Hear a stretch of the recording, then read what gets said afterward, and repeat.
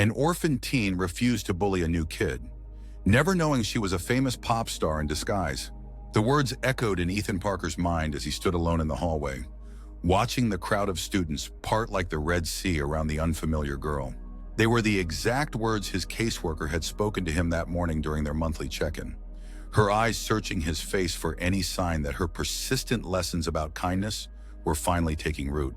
Remember, Ethan, how you treat others, especially those who seem different or vulnerable, that's what defines you, not your circumstances. The irony wasn't lost on him. At 17, Ethan knew better than most how it felt to be the outsider. 6 foster homes in 11 years had taught him that lesson well enough. Locker 247 slammed shut with a metallic clang that made several freshmen jump. Ethan leaned against the cool metal, observing without seeming to. The new girl moved carefully down the hallway of Westlake High, her shoulders slightly hunched, eyes downcast beneath a plain black cap pulled low. Something about her seemed deliberate, like someone trying very hard to be invisible. He recognized that walk, that careful calibration of movements designed not to attract attention. Fresh meat at 2 o'clock. Damon Reeves muttered, materializing beside Ethan with his usual pack of followers. Think she's got money? Bet that backpack's designer under all that dirt. Damon had been trying to recruit Ethan into his circle for months, convinced that anyone with Ethan's background must naturally share his predatory worldview. The social calculus was simple. Join Damon's crew and gain protection, or remain alone and vulnerable. For someone living at New Hope Group home with no family to speak of, the choice should have been obvious. What's the plan? Asked Cole, Damon's ever-present shadow. Trip her? Coffee spill? Or just the classic welcome committee shakedown? Ethan's throat tightened. The fluorescent light suddenly seemed too bright, the hallway too narrow. Through the crowd, he caught a glimpse of the new girl's face as she glanced up briefly to check a room number. There was something in her eyes, not fear exactly, but a practiced wariness. The look of someone who carried too many secrets. I say we, Damon began. No. The word escaped Ethan's lips before he could catch it. The hallway seemed to go silent, though the usual cacophony of slamming lockers and teenage chatter continued unabated. Damon turned slowly. What did you just say, Parker? Ethan straightened, his backpack suddenly heavy on his shoulders. I said no. Got a crush already? Damon sneered. Didn't figure you for the pathetic type. Just leave her alone. Ethan's heart hammered against his ribs, but his voice remained steady. What's the point anyway? The point? Damon stepped closer, his voice dropping to a dangerous whisper. The point is knowing where you belong in the food chain? I thought you, of all people, would get that. The warning bell rang, its shrill tone providing a momentary reprieve. Ethan stepped away, feeling Damon's glare burning into his back. He'd just made an enemy, thrown away months of careful neutrality in the social hierarchy, all for a girl he didn't even know. But as he slipped into his advanced placement literature class and took his usual seat in the back corner, Ethan couldn't bring himself to regret it. When the door opened again and the new girl entered, hesitating at the threshold as 30 pairs of eyes turned toward her, something shifted in Ethan's chest, a strange protective instinct he hadn't felt in years. Ah, you must be our new student. Mr. Kaplan said, waving her in. Class, please welcome Maya Chen. She nodded without speaking and quickly made her way to the only empty desk, directly in front of Ethan. As she sat down, a faint scent drifted back to him. Not perfume exactly, but something clean and vaguely familiar, like lemons and vanilla. Her dark hair was pulled into a simple ponytail that emerged from beneath her cap, and when she removed her jacket, Ethan noticed a small tattoo on her wrist, a tiny crescent moon. Throughout the class, he found himself strangely attuned to her every movement. The way she took meticulous notes with a blue pen, how she seemed to know the answers but never raised her hand. The almost imperceptible tension in her shoulders whenever Mr. Kaplan called on someone nearby. When the bell rang, she gathered her things with practiced efficiency. Hey, Ethan said, the word escaping before he could think better of it. She stiffened slightly but turned. Up close, her eyes were startling, amber flecked with gold, wary but intelligent. The cafeteria is a nightmare on Thursdays. He continued, amazed at his own boldness. Mystery meat day. There's a decent sandwich place 2 blocks down if you want to. I mean, if you're looking for somewhere else to eat. Maya studied him for a long moment, her expression unreadable. Why are you talking to me? The question wasn't hostile, just direct. Genuinely puzzled, Ethan shrugged. You're new. Well, I know what it's like, being the new kid. Something in her expression softened fractionally. Thanks, but I brought lunch. She turned to leave, then paused. Your friends from this morning, they're watching. Ethan glanced toward the door where Damon and Cole lingered, their expressions dark. They're not my friends, he said quietly. Maya's eyes narrowed slightly as she reassessed him. Behind the gym, she said finally, there's a spot near the old oak tree. Quiet, if you were serious about lunch. Then she was gone, slipping past Damon and Cole with the practiced ease of someone accustomed to avoiding attention. Ethan stood frozen, wondering what had possessed him to reach out to her, and why, against all odds, she had reached back. Maya Chen did not exist. At least not before 3 weeks ago, when Skylar Moon's management team had created the identity, complete with transcripts from a fictional private school in Seattle and a carefully constructed backstory. The name had been chosen for its bland forgettability, common enough not to raise eyebrows, ethnic enough to explain away any physical similarities fans might notice. Skylar pressed her back against the rough bark of the oak tree, closing her eyes against the midday sun filtering through the leaves. 3 platinum albums, 2 world tours, and 15 million social media followers. Yet here she was hiding behind a high school gym, waiting for a boy she'd just met. A boy who had refused to participate when those others had clearly been planning to harass her. A boy with watchful eyes and a face that seemed older than his years. She shouldn't be doing this. The agreement with her management had been explicit. Keep to herself, blend in, focus on finishing her senior year with minimal drama while the PR team managed the fallout from the incident. 6 months of normal teenage life, that was the plan. No friends, no attachments, no complications, but something about Ethan Parker had caught her attention. The way he'd stood apart from the others, watching everything but participating in nothing. The quiet intensity in his voice when he'd simply said no to whatever those boys had been planning. Footsteps crunched on fallen leaves, and Skylar quickly adjusted her cap, automatically checking that her distinctive heart-shaped birthmark near her temple remained covered.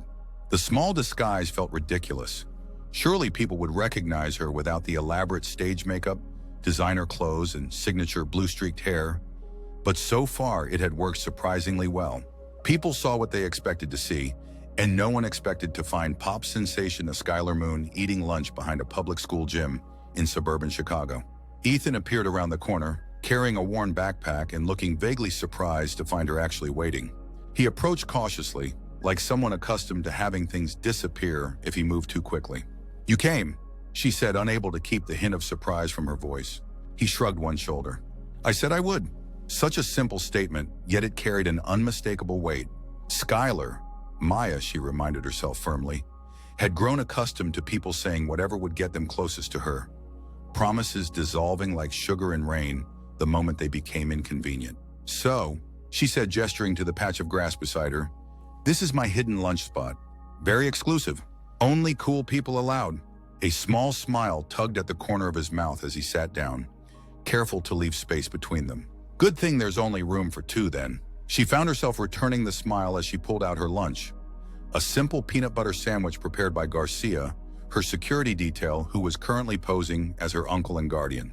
The sandwich was slightly squashed from being in her backpack all morning, but she bit into it gratefully. She'd forgotten to eat breakfast in the nervousness of her second day. Ethan unwrapped what appeared to be leftover pizza, the cheese congealed into a pale orange layer. "Gourmet," he commented dryly, catching her glance. Better than mystery meat," she offered. They ate in surprisingly comfortable silence for a few minutes. Skylar found herself relaxing fractionally, the constant tension of maintaining her disguise easing just slightly. "So where did you move from?" Ethan asked eventually. She recited the practice lie with well-rehearsed casualness. "Seattle. My uncle got transferred for work." "You like it here so far?" Skylar considered the question. The truth was, after months of chaos, the grueling final leg of her world tour, the paparazzi frenzy following the incident, the endless meetings with lawyers and PR specialists, the anonymous quiet of Westlake High was almost peaceful. "It's different," she said finally. "Smaller, quieter." "That good or bad?" She glanced at him, surprised by his perception. "Both, I guess." Ethan nodded as if that made perfect sense. "I moved around a lot when I was younger," he offered after a moment. "New schools every year or so. Sometimes it was better to be somewhere small where you could disappear. Other times," he trailed off, then shrugged. Anyway, Westlake's not bad. People mostly leave you alone if you want. Except those guys from this morning. Something hardened in Ethan's expression. Damon's an exception. He likes finding people's weak spots. And what's yours? The question slipped out before Skylar could stop it. Too direct, too personal for a first conversation. But Ethan just gave her a considering look. Probably the same as yours, he said finally. Being seen. The simple statement struck her with unexpected force. For someone whose entire life had been about being seen, on stages, magazine covers, billboards, the irony wasn't lost on her. Because despite all those eyes, all those cameras, Skylar had often felt invisible in the ways that mattered most.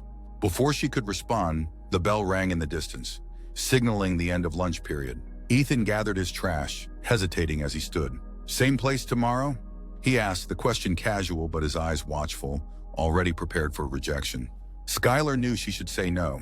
Every connection was a risk, every relationship a potential exposure. But for the first time in months, she'd spent 30 minutes not thinking about damage control or public perception or her carefully constructed image. Yeah, she heard herself say, same place. Life at New Hope Group Home followed strict, predictable patterns. Wake up at 6:30 a.m. Breakfast from 7 to 7:30. Chores assigned by the rotating chore wheel. School.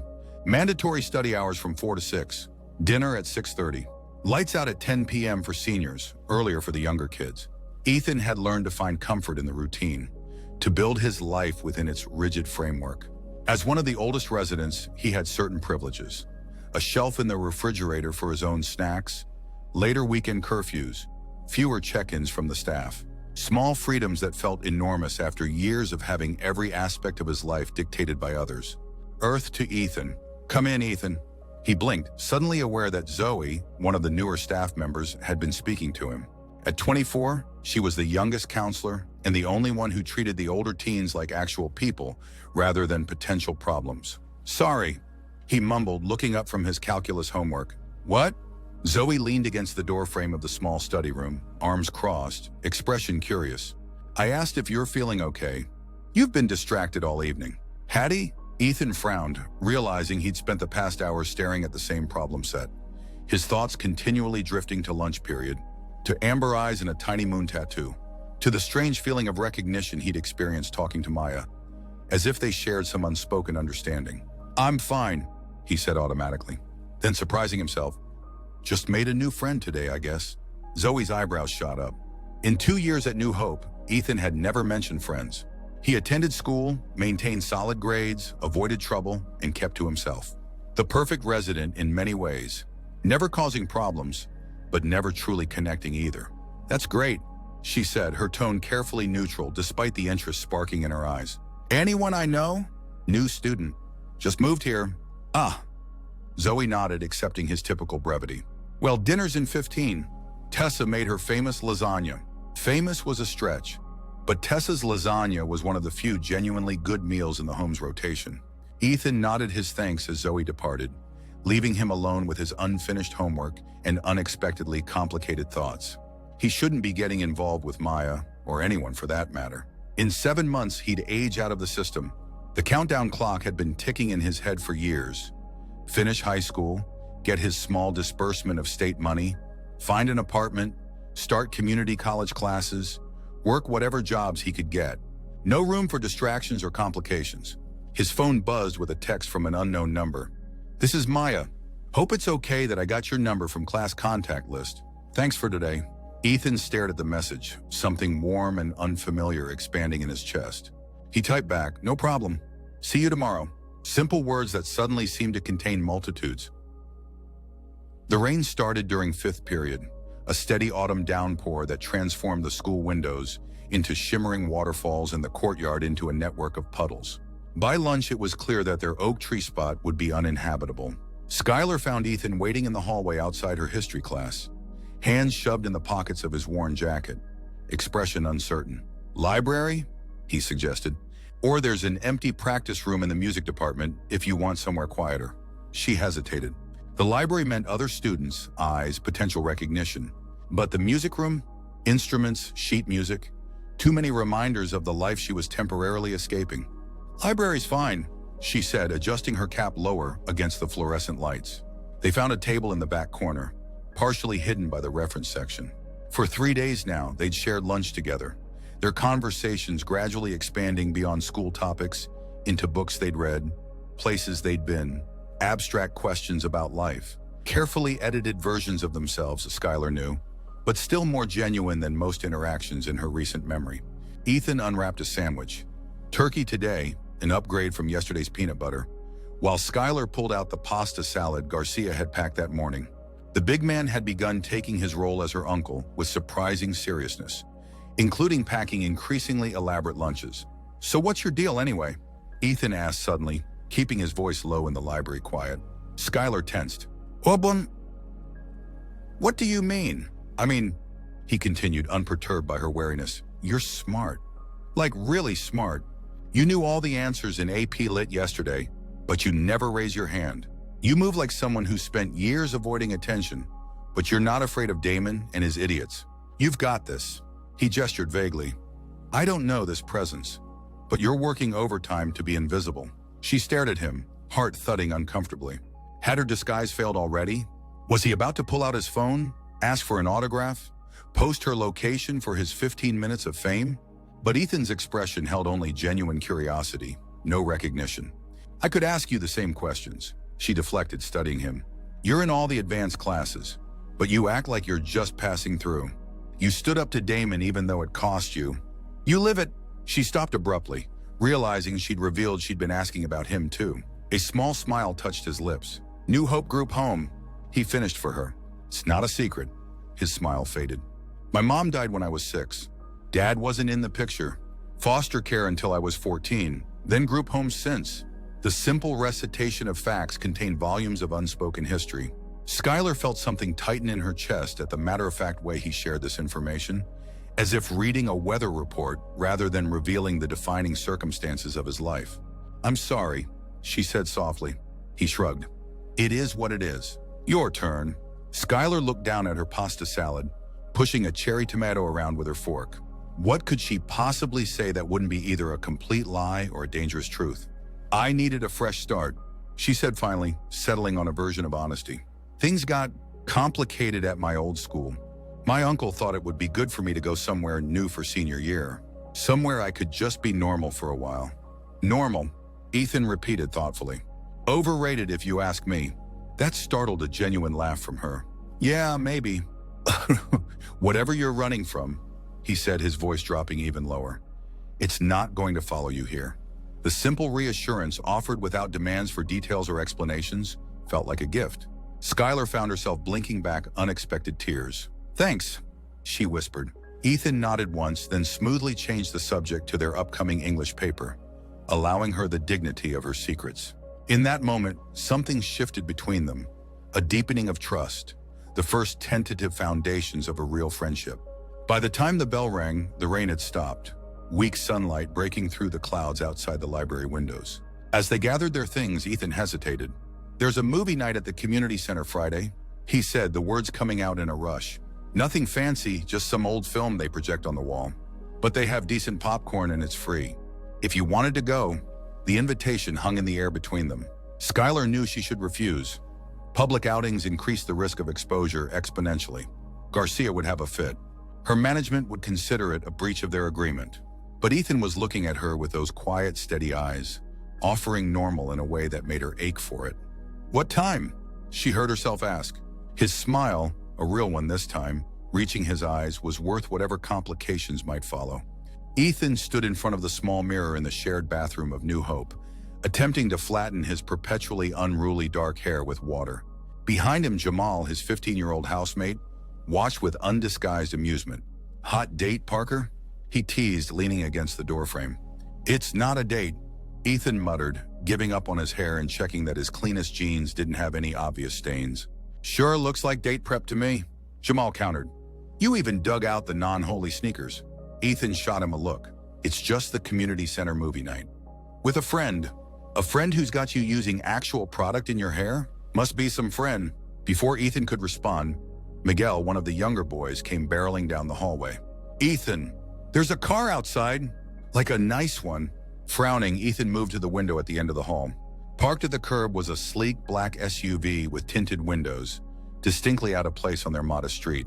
Maybe it's the lottery people coming to tell us we're rich, Jamal suggested hopefully. Yeah, and maybe pigs are flying formation over the lake. Ethan replied, but his stomach had tightened with an inexplicable nervousness.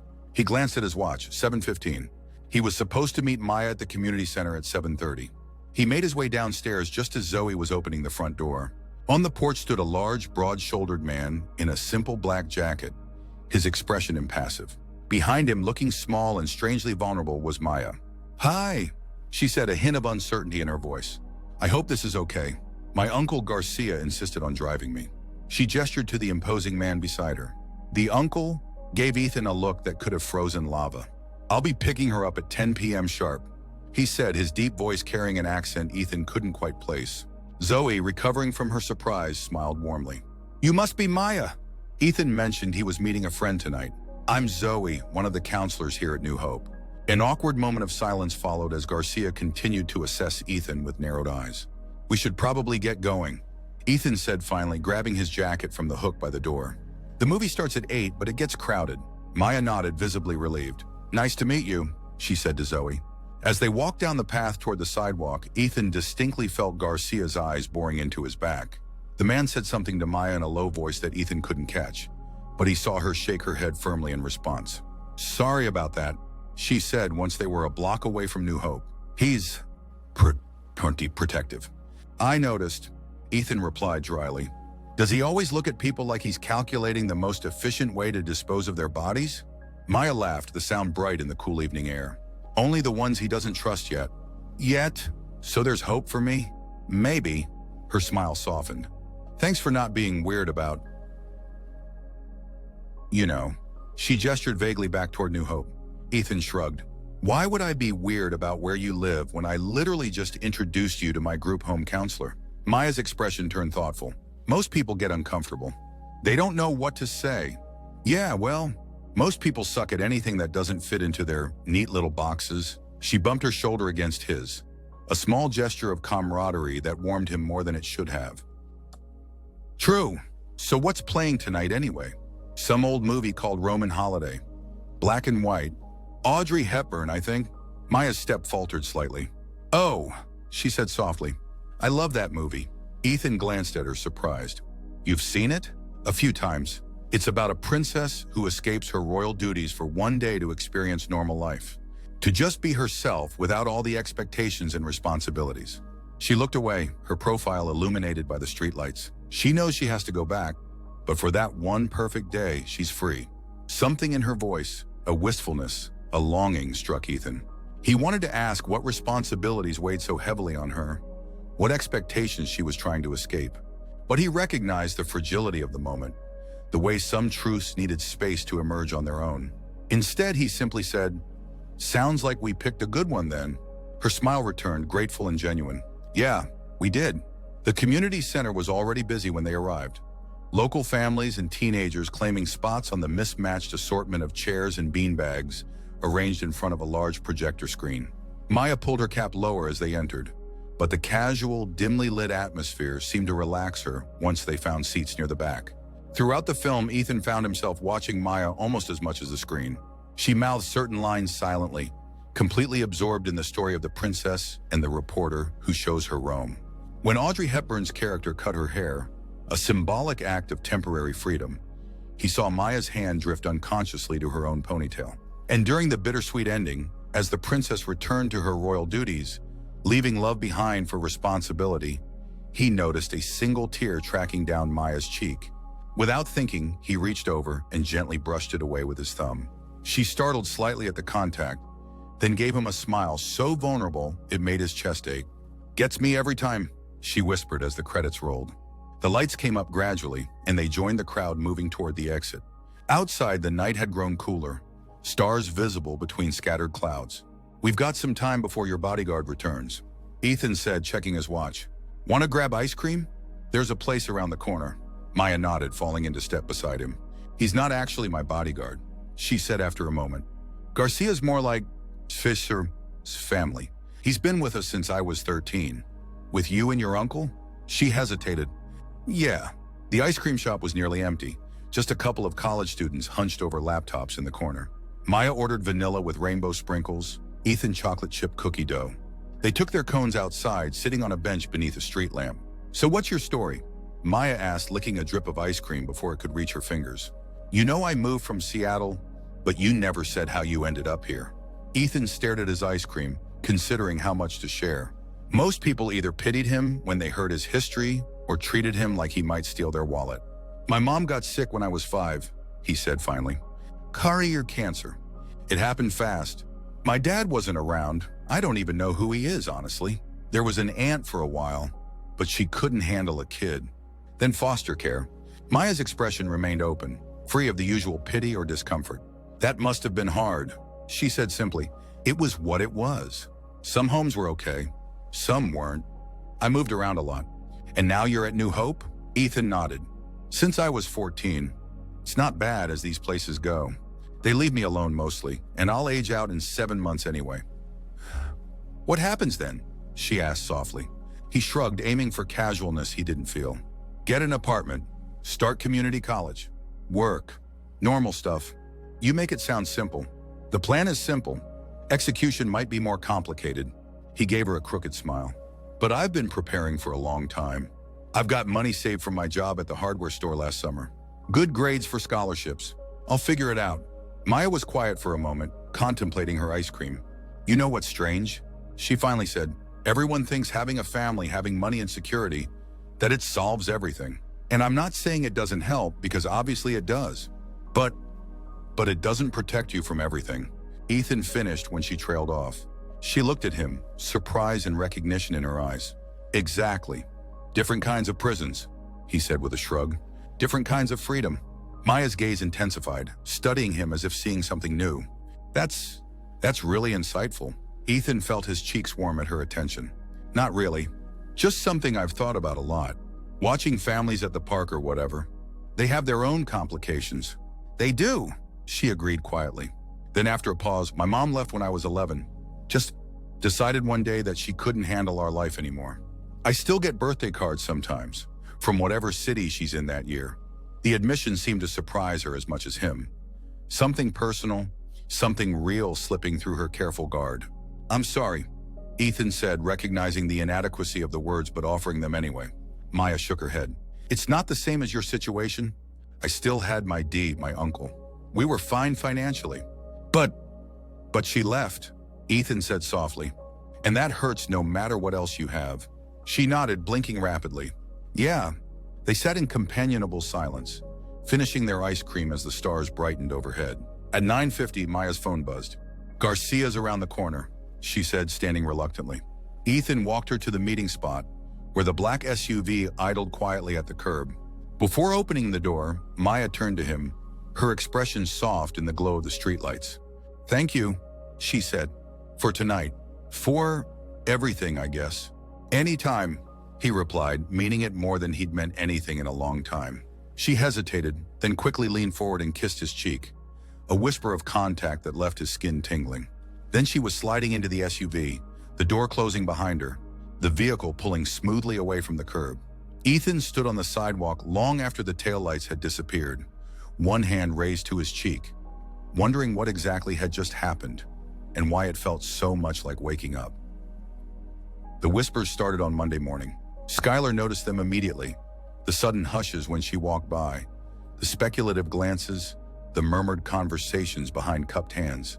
Her pulse quickened, years of media training kicking in automatically as she assessed the situation. Had someone recognized her? Was her cover blown? She kept her head down, cap pulled low, moving quickly toward her first class. In the hallway outside AP Literature, a group of girls fell silent as she approached, their expressions a mixture of curiosity and something else, a gleeful anticipation that made her stomach clench. Inside the classroom, the atmosphere felt charged, students glancing between her and the empty seat behind her, where Ethan usually sat. He was running late, which was unusual. Mr. Kaplan began the lesson, but Skylar could barely focus, hyper-aware of every whisper, every sideways look. When the door opened 15 minutes into class, the collective intake of breath was audible. Ethan slipped in quietly, his expression carefully neutral as he handed Mr. Kaplan a late slip and made his way to his seat. Only when he sat behind her did Skylar catch a glimpse of his face, the tightness around his eyes, the slight clench of his jaw. She tore a corner from her notebook, scribbling quickly. "What's going on?" When Mr. Kaplan turned to write on the board, she passed the note back. Ethan's response came a moment later, his handwriting tight and controlled. "Tell you at lunch." The rest of the morning crawled by with excruciating slowness. In each class, Skylar felt the weight of speculative glances, heard the whispered conversations that stopped when she got too close. By the time lunch arrived, her nerves were stretched to breaking point. She found Ethan already waiting at their spot behind the gym, sitting with his back against the oak tree, a laptop open on his knees. He looked up as she approached, his expression grim. "Ha ha! What's happening?" she asked without preamble. "Did someone find out who I—" She caught herself just in time. "Did something happen?" Ethan turned the laptop toward her. On the screen was a social media post from someone named Amber Stevens. "OMG, saw the orphan boy from New Hope on a date Friday night with the new girl. Guess we know why he's suddenly playing White Knight. Think she knows he's just looking for a meal ticket out of that group home?" Short gold digger shook charity case. Attached was a blurry photo clearly taken at the ice cream shop, showing Ethan and Skylar sitting close on the bench, her leaning toward him slightly. Skylar's blood ran cold, then hot with anger. "What the hell is this?" "Amber works at the ice cream place," Ethan said, his voice carefully controlled. "Her dad's some banking executive. She's part of Damon's crowd. And people are actually—" Skylar gestured vaguely toward the school building. "Talking about it?" "Yeah." Ethan's laugh held no humor. "Not much excitement at Westlake. Poor orphan boy and mysterious new girl makes for good gossip, apparently." Skylar sat heavily beside him, fury building in her chest. After years of tabloid headlines and paparazzi invasions, she was no stranger to public scrutiny. But this felt different, more personal somehow. This wasn't about her, but about Ethan, about the fragile connection they'd built. "I'm sorry," she said finally. "This is because of me, because I suggested the movie night." "Stop." Ethan closed the laptop with a decisive click. "This isn't on you. This is just high storm. High school. People with boring lives making drama where there isn't any. But they're saying horrible things about you." He shrugged, though she could see the tension in his shoulders. "Nothing I haven't heard before." The charity case comments started day one freshman year.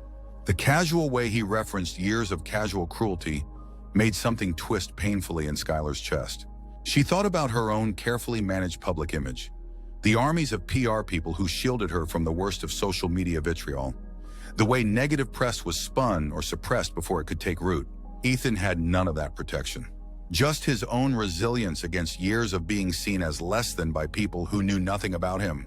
"It's not fair," she said, the words inadequate against the magnitude of her anger. "Life rarely is." He glanced at her, his expression softening. "Look, it'll blow over. Something more interesting will happen. The vultures will move on. Until then," he hesitated. "Maybe it's better if we're not seen together for a while." Skylar stared at him. "What?" "Not permanently," he clarified quickly. "Just until this dies down. I don't want you getting caught up in the fallout. Being associated with me comes with a certain social cost around here." "I don't care about that," she said fiercely. "Maybe you should." His voice remained gentle, but his eyes were serious. "You're new. You've got a chance to define yourself however you want. Being tied to the orphan boy isn't exactly a great start." "That's ridiculous. I'm not going to stop being your friend because of some stupid rumors." Ethan studied her for a long moment, something vulnerable flickering in his expression. "Why not? Most people would." The simple question, asked without self-pity but with genuine curiosity, broke something open inside her. In that moment, Skylar understood that beneath his careful self-sufficiency, Ethan had been waiting for the other shoe to drop. For her to decide, like so many others in his life, that he wasn't worth the complications. "I'm not most people," she said softly. His smile, slow, surprised, genuine, made her heart stutter in her chest. "No," he agreed. "You're definitely not." Before she could respond, a sharp voice cut through the air. "Well, isn't this cozy?" Damon Reeves sauntered around the corner of the gym, flanked by Cole and two other boys Skylar didn't recognize. Behind them, a blonde girl in expensive-looking clothes watched with barely concealed anticipation. Amber, Skylar guessed, the one who'd posted the photo. "Private conversation, Reeves," Ethan said, rising smoothly to his feet, subtly positioning himself between Skylar and the newcomers. Just wanted to congratulate you, Damon said with a smirk. Moving up in the world, Parker. From group home charity case to having an actual girlfriend. Though, he turned his attention to Skylar. You might want to reconsider, new girl. I mean, what's the end game here? Bringing him home to meet the family? Mom, Dad, this is my boyfriend. He lives with 11 other social rejects and a staff of state employees. Skylar stood, her hands clenched into fists. Years of media training screamed at her to stay calm, to not engage, to protect her cover. But the look on Ethan's face, resignation rather than surprise, as if he'd heard these exact words countless times before, ignited something fierce within her. Interesting theory, she said, her voice cool and controlled in a way that would have made her publicist proud. Here's another one. You're so deeply insecure about your own worthlessness that you need to tear others down to feel important. How am I doing so far? Damon's smirk faltered. Behind him, Amber's eyes widened. You don't know anything about me, Damon retorted, but his confidence had visibly diminished. I know enough, Skylar continued, stepping forward. I know you're the kind of person who sees kindness as weakness, indifference as a target. I know you surround yourself with people who are either too scared or too stupid to call you out on your garbage. And I know, she took another step, her voice dropping to a tone that had silenced rooms full of music executives, that if you ever speak about Ethan like that again, you'll regret it. A tense silence followed her words. Skylar felt Ethan's presence beside her, solid and steady. Whatever, Damon finally said, his dismissive tone undermined by the uncertainty in his eyes. Come on, he muttered to his friends, turning away. She's as weird as he is. They retreated, Amber throwing one last curious glance over her shoulder before they disappeared around the corner of the building. As soon as they were gone, Skylar's knees went weak. She leaned back against the oak tree, suddenly exhausted. That, Ethan said slowly, was impressive. She gave a shaky laugh. I think I'm going to throw up. Please don't. It would undermine the whole badass vibe you just established. That startled a genuine laugh from her. I don't know what came over me. She looked at him, at the quiet strength in his face, the depth in his eyes that spoke of survival through years of similar encounters. I couldn't stand the way they talked about you, like they know anything about who you really are. Something shifted in Ethan's expression then, a softening, an openness she hadn't seen before. Thank you, he said simply. Before she could respond, the bell rang in the distance, signaling the end of lunch period. But neither of them moved immediately, caught in a moment that felt significant in ways Skylar couldn't quite articulate. We should go, Ethan finally said, though he made no move to leave. Yeah, she agreed, equally still. Then, in a gesture that felt both impulsive and inevitable, Ethan reached out and took her hand, squeezing it once before letting go. The brief contact sent warmth cascading through her. Friends? He asked, the question carrying layers of meaning beyond the simple word. Skylar smiled, feeling more like herself, her real self, than she had in months. Friends, she confirmed. As they walked back toward the school building, she realized with a start that she hadn't thought about her disguise, her fame, or the incident once during the entire confrontation. For those few minutes, she hadn't been Skylar Moon pretending to be Maya Chen. She'd just been herself, defending someone who mattered to her. The realization was both exhilarating and terrifying. November brought early snow to Chicago, transforming Westlake High into a winter postcard. Frost-etched windows, white-capped brick buildings, students bundled in colorful scarves and hats. Inside the library, Ethan watched the snowflakes spiral past the tall windows, a strange contentment settling in his chest. Across the table, Maya frowned at her calculus homework, a pencil tucked behind her ear, another tapping rhythmically against her notebook. The past 3 weeks had fallen into a comfortable pattern. Shared lunches, study sessions in the library, occasional walks home when Garcia wasn't available to pick her up. Simple, ordinary moments that had somehow become the framework of Ethan's days. The confrontation with Damon had unexpected consequences. Rather than escalating the rumors, Maya's fierce defense had somehow neutralized them. Perhaps it was the shock of the normally quiet new girl showing such backbone. Or maybe high school's collective attention span had simply moved on to fresher gossip. Whatever the reason, the whispers had gradually faded, replaced by a general acceptance of Ethan and Maya's friendship as just another unremarkable fact of Westlake social life. This is impossible, Maya muttered, pushing her calculus book away with dramatic flair. Who even needs to know this stuff? Future engineers? Physicists? People who design roller coasters? Ethan suggested, looking up from his own chemistry notes. She made a face at him. Show off. Not my fault, math makes sense to me. Trade you. I'll write your English paper if you do my calculus. Ethan pretended to consider it. Tempting, but misses. Abernathy would definitely notice the sudden improvement in my writing style. Maya laughed, the sound drawing a sharp shh from the librarian. She ducked her head apologetically, then leaned closer to Ethan, lowering her voice. Seriously though, help me with this problem set or I'm going to fail. You're not going to fail, he assured her, sliding his chair around the table to sit beside her. You're just overthinking it. As he explained the calculus concept, Ethan became acutely aware of Maya's proximity. The faint scent of her shampoo, the way her dark hair fell forward when she leaned over the notebook, the small furrow between her eyebrows as she concentrated. These details had become both familiar and somehow more significant with each passing day. Oh, she exclaimed softly when the solution finally clicked. That actually makes sense. Told you, he said, smiling at her triumph. She bumped her shoulder against his, a gesture that had become commonplace between them. Thank you. I'd be drowning in derivatives without you. Anytime. They worked in comfortable silence for another half hour, the snow falling more heavily outside, transforming the afternoon into premature evening. Finally, Maya stretched, rolling her shoulders to release the tension of sustained studying. I should probably head home soon, she said, glancing at her phone. Garcia's got some event tonight, so I need to catch the bus. I'll walk you to the stop, Ethan offered, already gathering his books. Outside, the snow created a hushed landscape, muffling the usual after-school noise. They walked close together, their breath forming small clouds in the cold air. I love the first real snow, Maya said, tilting her face up briefly to catch a few flakes. Everything feels cleaner, like the world is starting over. Ethan watched her, struck by the simple joy in her expression. Since their first meeting, he'd noticed the careful way Maya moved through the world, always slightly guarded, always maintaining certain boundaries. But these moments, small, unguarded glimpses of genuine emotion, had become more frequent between them, like flowers pushing through cracks in a wall.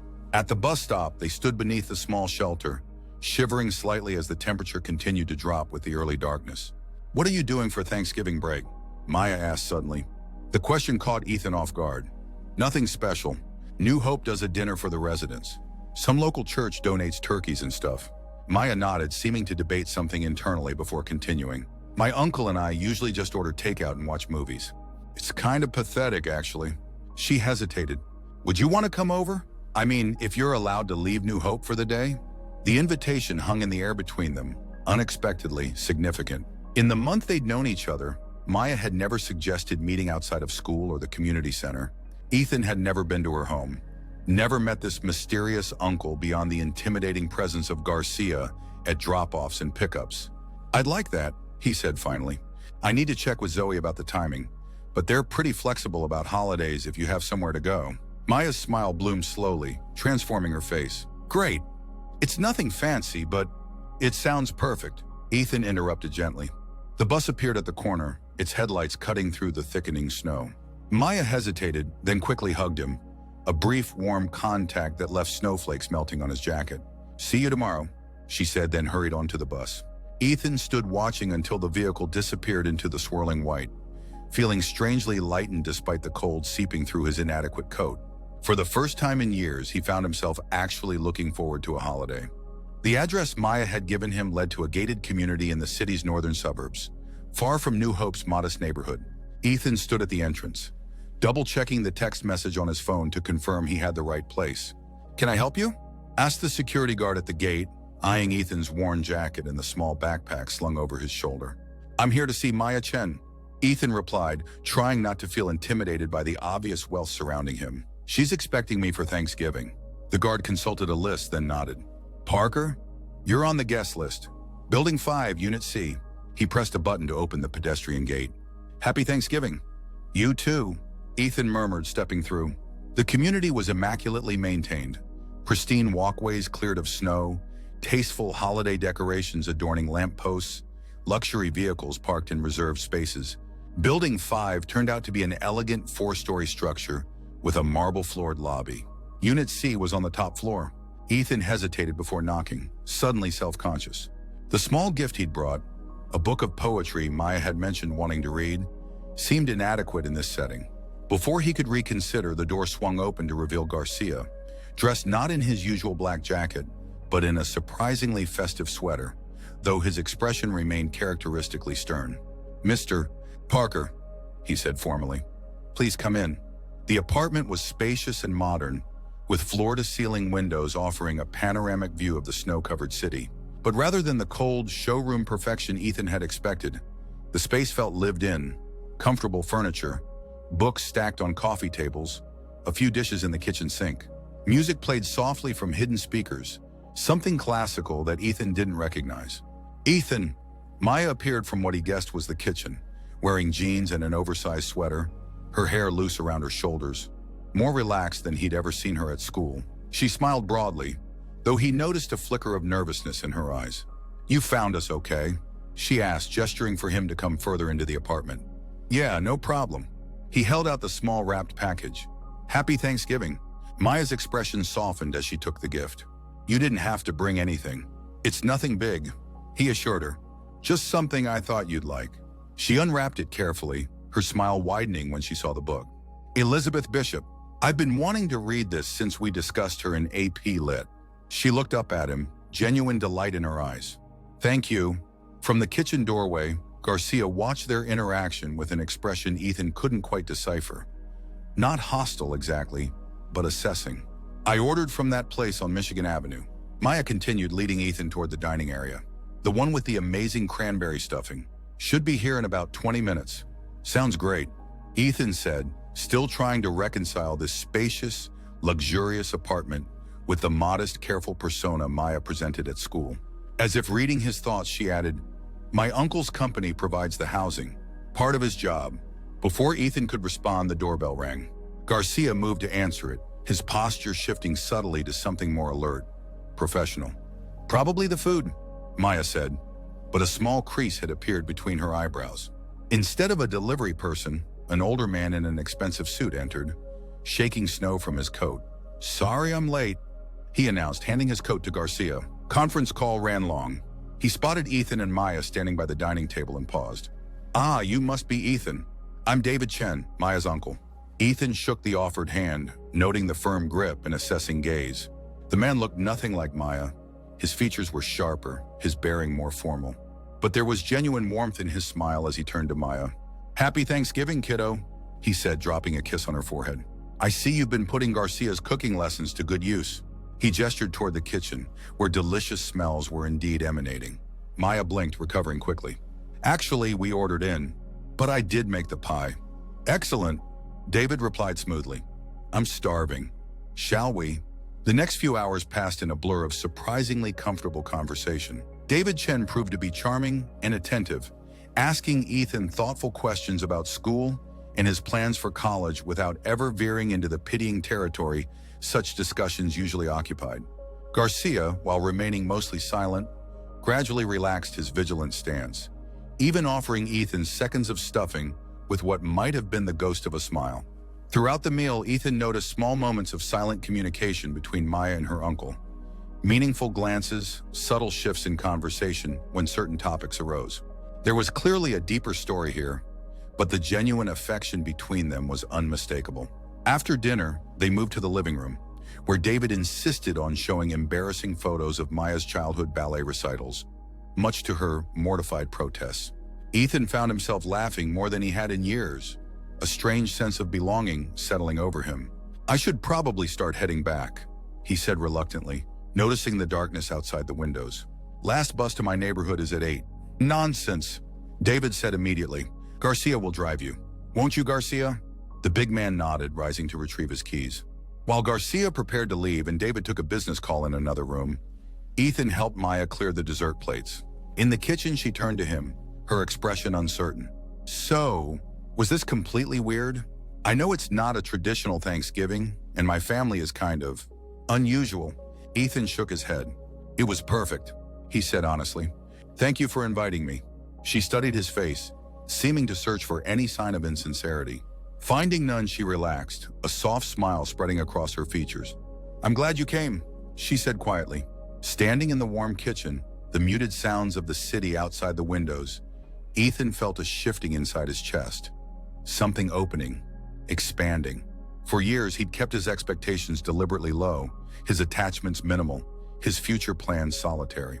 Safer that way, after so many disruptions and disappointments. But looking at Maya, the gentle curve of her smile, the warmth in her amber eyes, he found himself wanting things he'd carefully avoided wanting. Complicated things, future things, dangerous things for someone whose life had taught him the impermanence of all connections. "Mr. Parker," Garcia called from the entryway. "We should depart if you wish to return before curfew." The moment broke, reality reasserting itself. Ethan nodded, following Maya back to the living room, where he thanked David for the hospitality. At the door, Maya hugged him again. Longer this time, her arms wrapping firmly around his waist, her head resting briefly against his chest. Ethan returned the embrace, memorizing the feeling of her warmth against him. "See you Monday," she whispered, stepping back reluctantly. "Monday," he agreed, already counting the hours of the long weekend ahead. The ride back to New Hope was mostly silent, Garcia focusing on the slick roads, Ethan lost in his thoughts. As they pulled up to the group home, the security man finally spoke. "She likes you very much," he said, his accent more pronounced in the quiet car. Ethan turned, surprised. "I like her too." Garcia studied him in the rearview mirror, his expression grave. "Her life is complicated. More than you know, isn't everyone's?" Ethan replied simply. Something like approval flickered across the man's face. "Perhaps. Good night, Mr. Parker." "Good night, Garcia. And thanks for the ride." As Ethan walked up the path to New Hope, snow beginning to fall again in gentle flurries, he found himself smiling despite the cold. Whatever complications lay in Maya's life, and he suspected there were many, they couldn't be more daunting than what he'd already survived. Some things he was beginning to believe might be worth the risk. December arrived with brutal cold and the mounting pressure of semester finals. The library became crowded with stressed students, forcing Ethan and Maya to find alternative study spots. Empty classrooms, the quiet corner of the cafeteria during off hours, occasionally the community center when Garcia could drive Maya there after school.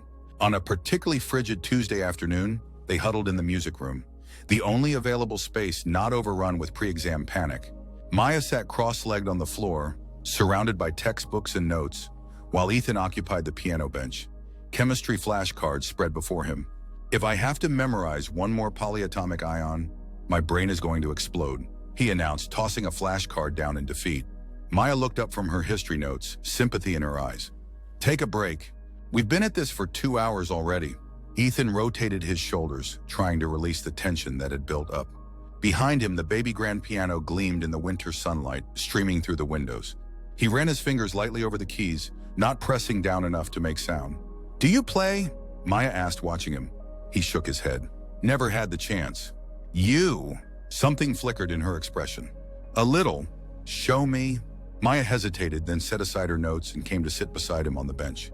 "I'm really not very good," she warned, but her hands settled on the keys with familiar ease. After a moment's pause, she began to play. Something soft and melancholy that Ethan didn't recognize, but that filled the quiet room with unexpected beauty. Her fingers moved confidently across the keys, her body swaying slightly with the rhythm of the piece. As Ethan watched, a transformation seemed to come over her, the careful restraint she typically maintained giving way to something more fluid, more authentic. When the final notes faded, she kept her eyes on the keys, a slight flush coloring her cheeks. "That was beautiful," Ethan said softly. "What was it?" "Just something I wrote," she replied, her voice barely audible.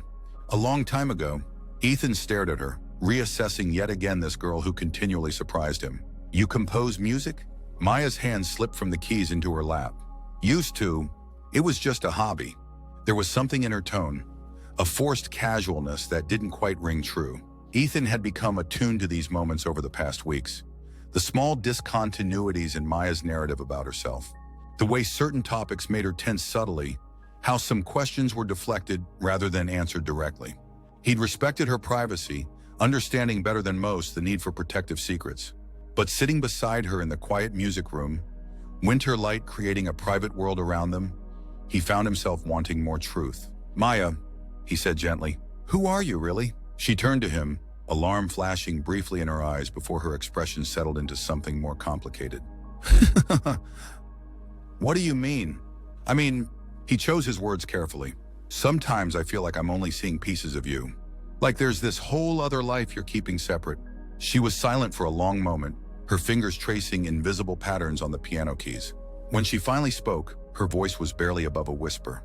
Would it matter if I wasn't exactly who you think I am? The question hung between them, weighted with unspoken implications. Ethan considered it seriously, thinking about the girl he'd come to know over the past 2 months.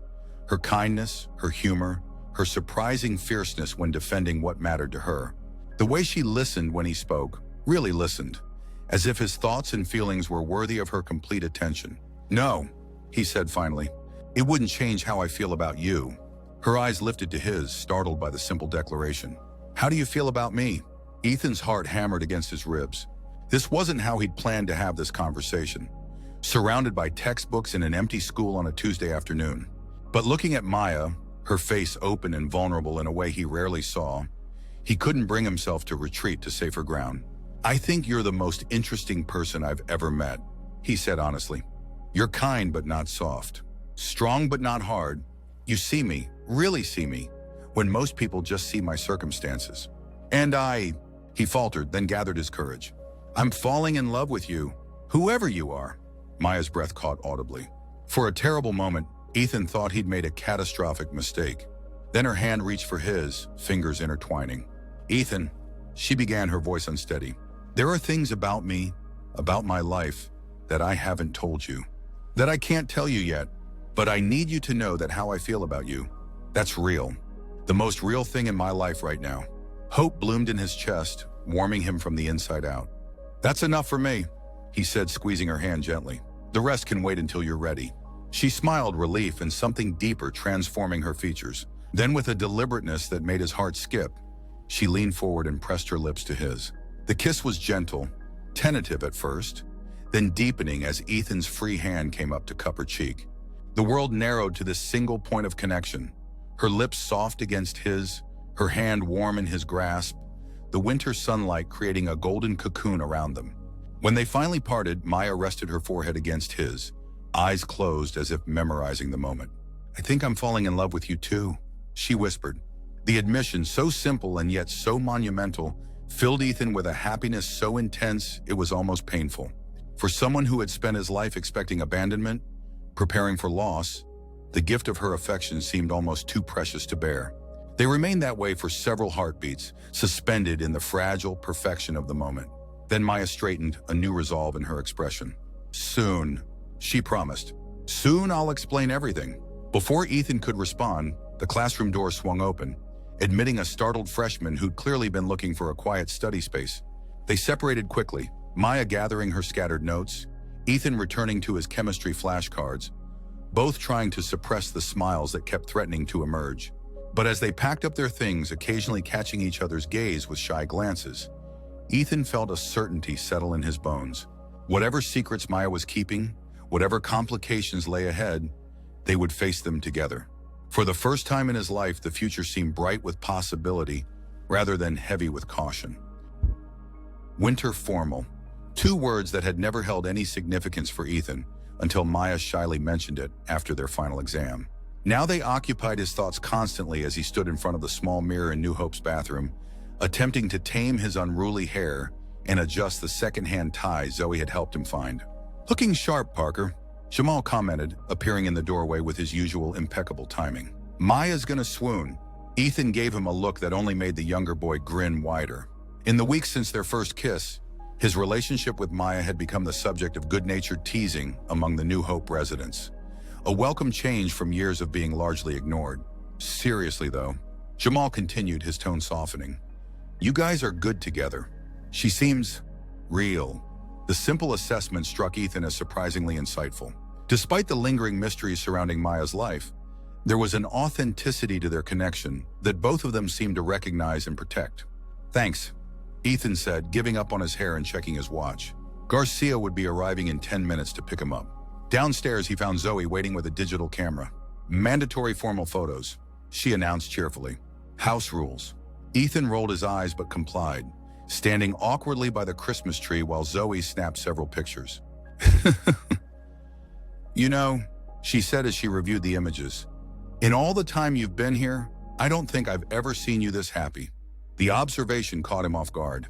I'm not unhappy, he protested automatically. Zoe's expression turned thoughtful. There's a difference between not being unhappy and actually being happy, Ethan. Before he could respond, headlights swept across the front window as a vehicle pulled up to the curb. But instead of Garcia's familiar black SUV, a sleek town car idled at the curb, its driver emerging to open the rear door. Maya stepped out, and Ethan's breath caught in his throat. She wore a simple dark blue dress that caught the Christmas lights strung along the porch, her hair falling in soft waves around her shoulders. She looked beautiful, but it was more than that. There was a quiet confidence in her posture, a sense of decision in her expression as she made her way up the path to New Hope's front door. Zoe opened the door before Maya could knock. You must be Maya. Come in, come in. I was just forcing Ethan to take formal pictures. Maya smiled, stepping into the warmth of the entryway. Her eyes found Ethan's, and something in her gaze made his heart race. Hi, she said softly. Hi, he responded, suddenly feeling the inadequacy of his secondhand suit, the scuffed dress shoes borrowed from one of the staff members. But Maya was looking at him as if he were the only person in the room, her smile warm and genuine as she approached. You look beautiful, Ethan said, the words inadequate but sincere. So do you, she replied, straightening his tie with gentle hands. Okay, both of you by the tree, Zoe directed, raising the camera. Pretend you like each other. They laughed, moving into position. Maya's arms slipped naturally around Ethan's waist, his hands settling at the small of her back. The contact, simple as it was, grounded him in the moment, in the reality of her presence. After several photos and Zoe's enthusiastic approval, they made their way to the waiting town car. No Garcia tonight? Ethan asked as the driver held the door for them. He's meeting us at the venue, Maya explained once they were settled in the back seat. Uncle David insisted on the car, said it was more appropriate for the occasion. There was something in her tone, a tension beneath the casual words that caught Ethan's attention. Everything okay? Maya hesitated, then reached for his hand. I need to tell you something. Tonight, after the dance, Ethan studied her face, noting the resolve in her expression. Okay, he said simply, squeezing her hand in reassurance. The ride to Westlake High was short, the vehicle pulling up to the decorated entrance where other students were already arriving in groups and pairs. As they emerged from the town car, Ethan noticed several curious glances, heard the whispers that followed them into the gymnasium. But for once, he found he didn't care. Let them look. Let them wonder. Tonight wasn't about them. The gym had been transformed with twinkling lights, silver and blue decorations, and a photo area complete with professional photographer. Music pulsed from speakers around the room, though the dance floor remained relatively empty this early in the evening. They found a table near the back wall, claiming it with Maya's small purse before getting punched from a refreshment table staffed by parent volunteers. Across the room, Ethan spotted Damon and his crowd, Amber among them in a dress that probably cost more than New Hope's monthly food budget. But even their presence couldn't diminish the simple joy of being here, with Maya, on a night that felt full of possibility. As the evening progressed, the dance floor filled, the music shifting from upbeat pop to slower ballads. When the opening notes of All of Me began, Maya turned to Ethan, a question in her eyes. Fair warning, he said as he led her to the dance floor. I have no idea what I'm doing. She laughed, placing one hand on his shoulder, keeping the other clasped in his. Just sway. That's like 90% of slow dancing anyway. They moved together, finding a rhythm that felt natural. Maya was light in his arms, her head eventually coming to rest against his chest as they swayed to the music. Ethan closed his eyes, memorizing every detail of the moment. The scent of her hair, the warmth of her body against his, the soft fabric of her dress beneath his palm. Thank you, Maya murmured against his chest. For what? She lifted her head to look at him, her eyes reflecting the twinkling lights above. For being you, for seeing me, the real me, even when I was trying so hard to be invisible. The words held layers of meaning Ethan couldn't fully decipher, but the emotion behind them was clear. He tightened his arms around her, drawing her closer. That goes both ways, you know, he said softly. As the song ended, Maya stepped back slightly, her expression turning serious. Can we go somewhere quieter? To talk? Ethan nodded, taking her hand as they made their way through the crowded gym toward the exit. In the hallway outside, the music was muffled, the harsh fluorescent lights a stark contrast to the dreamy atmosphere of the dance. Maya led him further down the corridor, past classrooms and lockers, until they reached the music room, their spot where they'd first kissed 3 weeks earlier. Inside, the room was dark except for the glow of security lights and the distant illumination from the parking lot filtering through the windows. "I should have told you sooner," Maya said, her voice quiet in the darkness. "I wanted to, so many times, but I was afraid." Ethan moved closer, just able to make out her features in the dim light. "Afraid of what?" "That it would change everything. That you'd see me differently." "Maya," he said gently, "nothing you could tell me would change how I feel about you." She took a deep breath, visibly steeling herself. Then with deliberate movements, she reached up and brushed her hair back from her face, revealing a small heart-shaped birthmark near her temple. A mark Ethan had never seen before, always hidden beneath carefully arranged hair or the ever-present cap she wore at school. "My name isn't Maya Chen," she said quietly. "It's Skylar Moon." The name hung in the air between them, familiar yet disconnected from the girl he knew. Ethan's mind raced, trying to place it. "The singer?" he finally asked, recalling posters he'd seen, music videos playing in stores, headlines glimpsed on magazines at checkout counters. She nodded, watching his face carefully for his reaction. "Garcia isn't my uncle's driver. He's my security. David isn't my uncle, he's my manager. This whole semester has been an arrangement. After a PR disaster last summer, my team decided I needed to disappear for a while, finish high school somewhere normal while they handled the fallout." The pieces clicked into place. Her reluctance to be photographed, the mysterious uncle, the expensive apartment, her skill at the piano, the strange tension that sometimes appeared when certain topics arose. "That's why you always wore the cap," Ethan said slowly. "The birthmark would have given you away." Skylar nodded, her expression a mixture of apprehension and relief. "It's my most recognizable feature. All the fan sites call it my moon mark. That's where my stage name came from." "And the tattoo?" Ethan asked, remembering the crescent moon on her wrist that had caught his attention that first day. A small smile touched her lips. "That was actually rebellion. Dad, David, was furious when I got it at 16. Said it was too on-brand, that people would think it was a marketing gimmick." Ethan absorbed this information, trying to reconcile the global pop star with the girl he'd come to know. The girl who helped him with English essays, who laughed at his terrible jokes, who faced down Damon Reeves without flinching, who kissed him like he was something precious. "Why tell me now?" he asked finally. Skylar moved to the piano bench, sitting down and running her fingers lightly over the keys without pressing them. "My 6 months are almost up," she said quietly. "After winter break, I'm supposed to go back. New album, publicity tour, the whole machine starting up again." She looked up at him, vulnerability clear in her eyes even in the dim light. "I couldn't leave without you knowing the truth. Without you knowing that everything between us, that was real. The only real thing in my life these past months." Ethan sat beside her on the bench, taking her hand in his. The revelation was enormous, world-shifting, and yet looking at her, he still saw the same person. The same eyes that had looked at him with understanding from their first meeting, the same quiet strength, the same surprising tenderness. "I believe you," he said simply. "And it doesn't change how I feel." Relief flooded her features, followed quickly by something more complicated. "But it changes everything else," she said softly. "My life isn't my own, Ethan. It belongs to fans and record labels and media outlets. When I go back," the unfinished sentence hung between them, heavy with implications. When she went back, what place would there be for him? What possible intersection could exist between his life and hers? "We'll figure it out," he said with more confidence than he felt. "If this matters to you as much as it does to me, we'll find a way." Skylar's eyes searched his face, hope and doubt warring in her expression. "I don't want to hurt you," she whispered. "I don't want to make promises I can't keep." "Then don't promise," Ethan replied, brushing a strand of hair back from her face, letting his fingers trace the small, heart-shaped mark that had been hidden from him until now. "Just be here with me until you have to go. The rest, we'll face that when it comes." She leaned into his touch, her eyes closing briefly. How are you real?"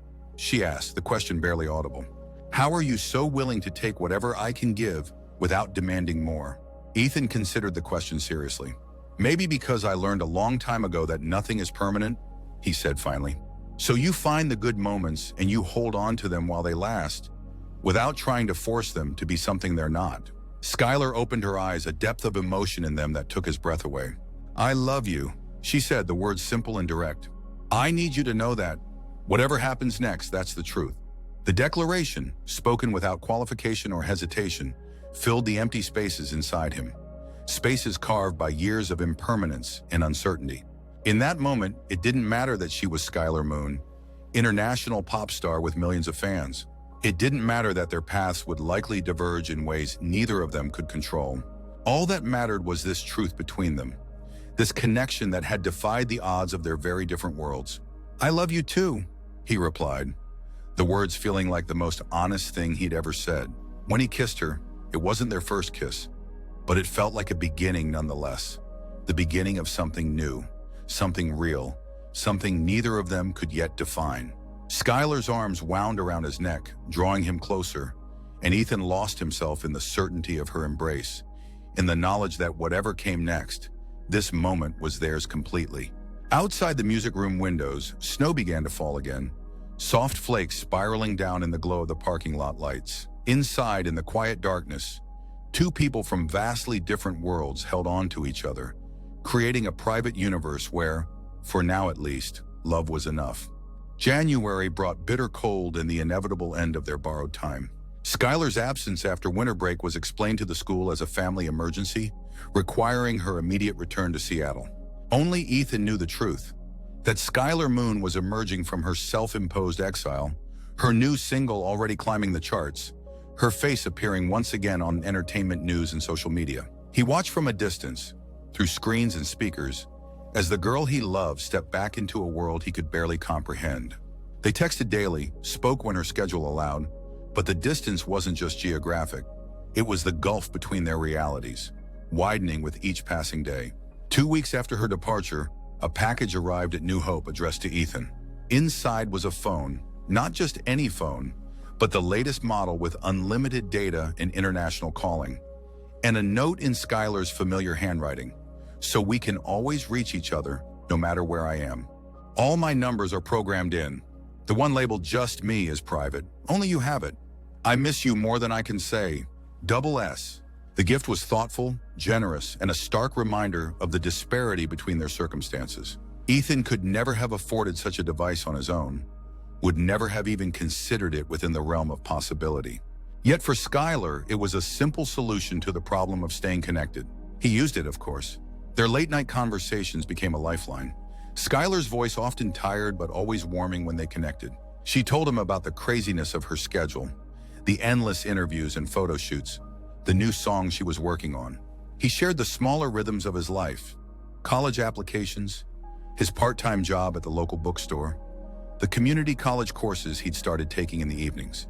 But as January turned to February, then March, the calls became less frequent, their texts sometimes going hours without response as Skylar's world accelerated and expanded. Ethan understood, he did. Her life moved at a different pace in different circles. He never complained, never demanded more of her time or attention than she could give. Still, he felt her slipping away, their connection stretching thinner with each passing week. Then on a rainy April evening, as Ethan sat in New Hope's small study room, working on a community college essay, Zoe appeared in the doorway, an odd expression on her face. "You have a visitor," she said, her tone suggesting this was no ordinary occurrence. Ethan frowned, setting aside his laptop. "Who?" "He says his name is David Chen, says he's Maya's uncle." Ethan's heart lurched. In the 3 months since Skylar's departure, he'd had no contact with anyone from her world except for her direct calls and texts. What could her manager possibly want with him? He found David Chen waiting in the small reception area, looking distinctly out of place in his expensive suit. The older man stood when Ethan entered, extending his hand in greeting. "Ethan, thank you for seeing me. Is she okay?" Ethan asked immediately, unable to contain the fear that had instantly bloomed at the unexpected visit. David's expression softened slightly. "She's fine. Exhausted, working too hard as usual, but fine." He glanced around the reception area. "Is there somewhere more private we could talk?" Zoe, hovering nearby with poorly concealed curiosity, gestured toward a small meeting room used for family visits and therapy sessions. "You can use this space," she offered. Once the door closed behind them, David took a seat at the small table, motioning for Ethan to join him. From his briefcase, he withdrew a thick envelope. Skylar asked me to deliver this to you personally, he said, sliding the envelope across the table. She wanted to come herself, but she's in the middle of tour rehearsals in Los Angeles. Ethan stared at the envelope, making no move to take it. What is it? Open it and see. With hesitant fingers, Ethan broke the seal and removed the contents. Official-looking documents, letters with university letterheads, what appeared to be banking information. It took him several moments to understand what he was looking at. These are scholarship offers, he said slowly, bewildered. David nodded. Full rides to several universities including Northwestern, University of Chicago, and NYU. There's also information about an apartment near whichever campus you choose, prepaid for 4 years, and a monthly stipend for living expenses. Ethan's confusion turned to disbelief, then a slow burning anger. Did Skylar arrange all this? She set the wheels in motion. David confirmed. Called in some favors, made some donations. The scholarships are legitimate, based on your academic record and personal circumstances. The rest, let's call it an investment in your future. An investment, Ethan repeated, the word tasting bitter on his tongue. Or a payoff. David's eyebrows rose. Excuse me? Is this her way of ending things? Set the orphan boy up with a nice future so she doesn't have to feel guilty about moving on? The older man's expression shifted from surprise to something more evaluative. That's not at all what this is about, he said carefully. Skylar cares about you deeply. She wants to make sure you have opportunities. Opportunities I haven't earned, Ethan countered, pushing the envelope back across the table. I appreciate the thought, but I don't want charity. Not even from her. David didn't touch the envelope, his gaze steady on Ethan's face. You know, when Skylar first told me about you, I was concerned. Her life is complicated enough without adding a relationship to the mix, especially with someone so... He paused, choosing his words carefully. Different from her world. I expected someone who would be dazzled by her fame, or worse, someone looking to exploit it. Ethan's jaw tightened. Sorry to disappoint. On the contrary, David continued unperturbed. I find I'm impressed. Not many people would turn down what's in that envelope, regardless of their feelings about how it came about. I don't need her money, Ethan said firmly. And if her feelings for me were real, she'd know that this, he gestured to the envelope, isn't what I want from her. David studied him for a long moment, then reached into his jacket pocket and removed a small folded piece of paper. She thought you might react this way, he said, a hint of reluctant approval in his tone. That's why she asked me to give you this as well. Ethan took the paper cautiously. Inside was a brief note in Skylar's handwriting. Ethan, I know you're probably furious right now. I know your pride is one of the things I love most about you. But please understand, this isn't charity or guilt or a goodbye. This is me believing in you and your future with every fiber of my being. This is me making sure that when you succeed, and you will succeed, it's on your own terms, with your own brilliance. All I'm doing is removing some of the obstacles that were never fair to begin with. The rest is all you. I promise. If you still hate the idea, I understand. No pressure, no expectations.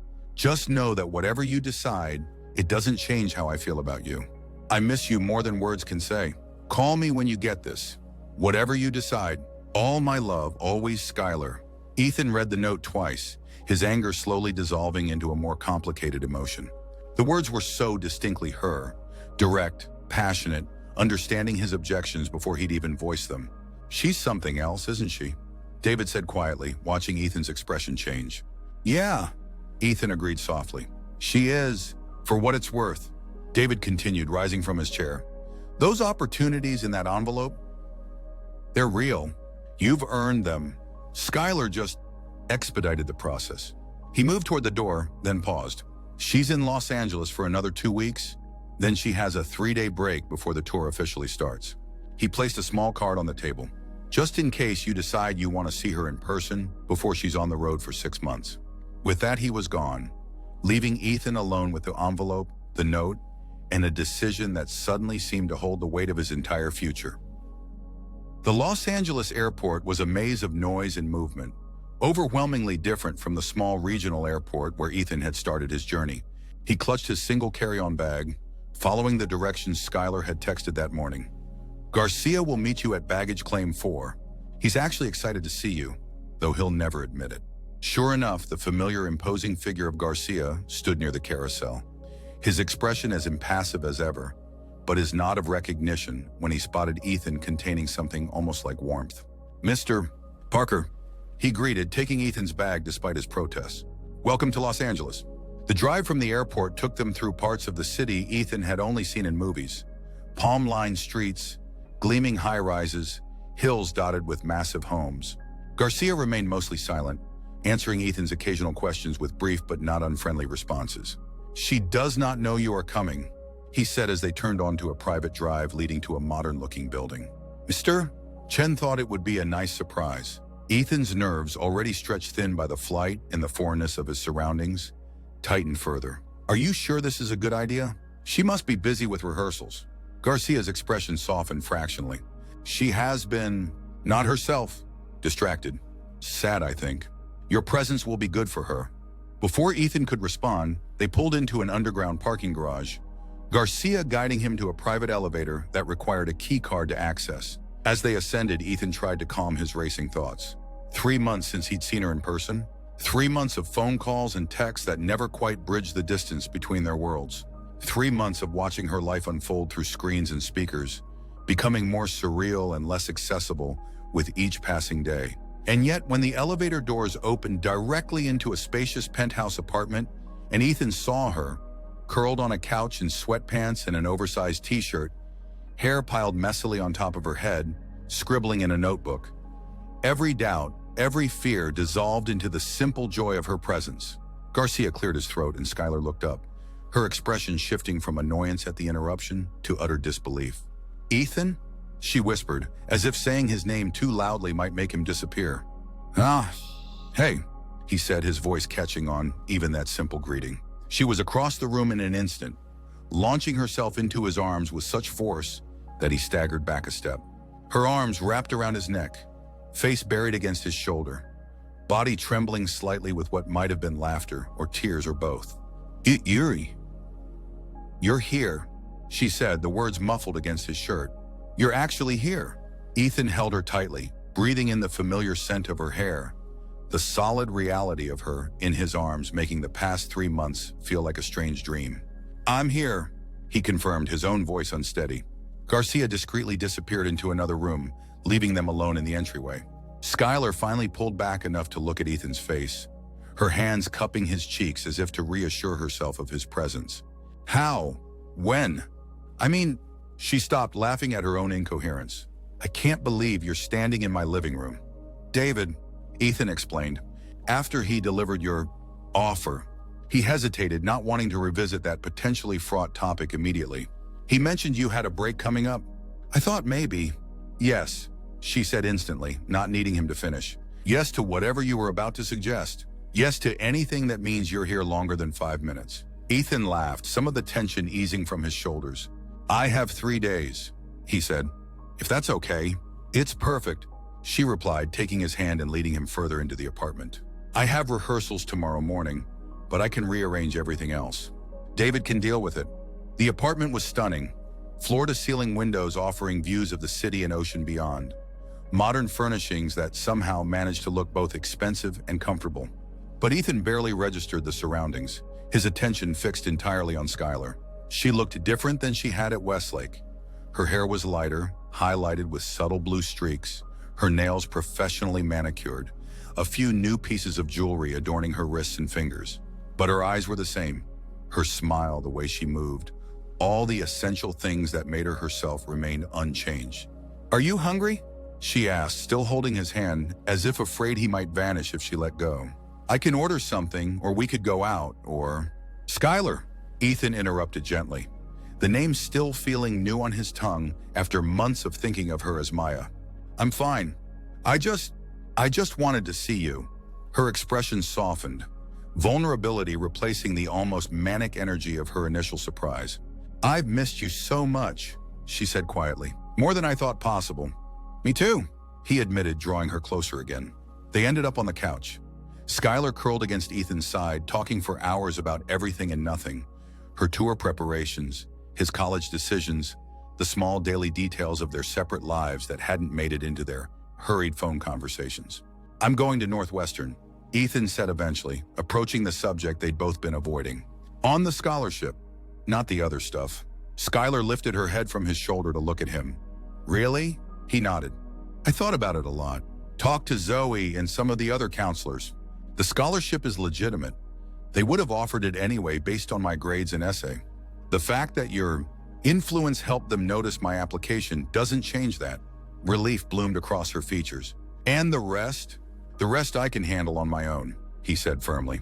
I've got the job at the bookstore, and there's a program for former foster youth that helps with housing. It'll be tight, but I'll manage. Skylar studied his face, then nodded slowly. Okay, I respect that. A small smile touched her lips. But you should know I plan to send ridiculously expensive care packages to your dorm room regularly. Ethan laughed, the last of the tension between them dissolving. I suppose I can live with that. Her expression turned more serious. Northwestern is good. That's not far from Chicago. That's what I thought too, Ethan agreed, understanding the unspoken implication. When your tour ends, I'll be based in Chicago for the new album recording. She finished. 6 months in LA, then back to home base. If we can just get through until then. The hope in her voice was cautious but real. Ethan pulled her closer, pressing a kiss to her forehead. We will, he promised. 6 months is nothing. They both knew it wasn't quite that simple. Her life would always involve travel, public scrutiny, demands on her time and attention that he could barely imagine. His path would have its own challenges, its own demands as he navigated college and built a future from the precarious foundation of his past. But sitting together in the quiet apartment, the city lights twinkling beyond the windows, those complications seemed distant and manageable. What mattered was this: the steady rhythm of her heartbeat against his chest, the warmth of her hand in his, the shared understanding that had drawn them together from their first meeting. What are you thinking? Skylar asked softly, her fingers tracing patterns on his palm. Ethan considered the question, wanting to give her an honest answer. I'm thinking about that day in the hallway, he said finally, when Damon and his friends were planning to harass the new girl, and something made me say no. How different everything would be if I just kept quiet.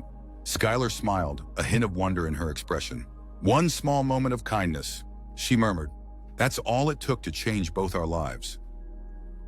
Worth it, Ethan said simply. Whatever happens next, that moment was worth it.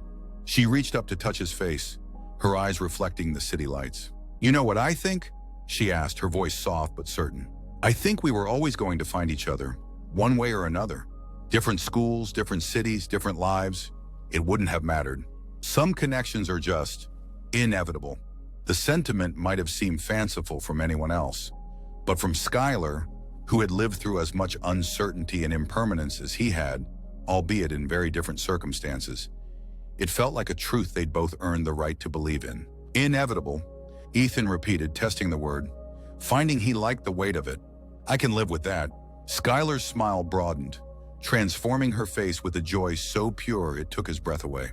Good, she said, leaning up to kiss him, because I plan on keeping you around for a very, very long time.